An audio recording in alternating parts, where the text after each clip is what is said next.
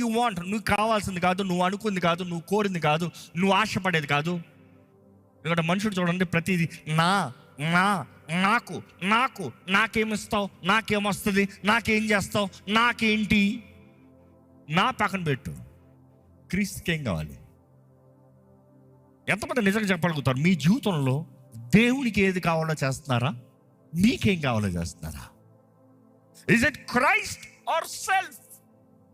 ఈరోజు మన క్రైస్తవత్వం ఎలాగ అయిపోయిందంటే, క్రీస్తుని వెంబడిస్తాం కాదు, మనుషుల్ని వెంబడిస్తాం.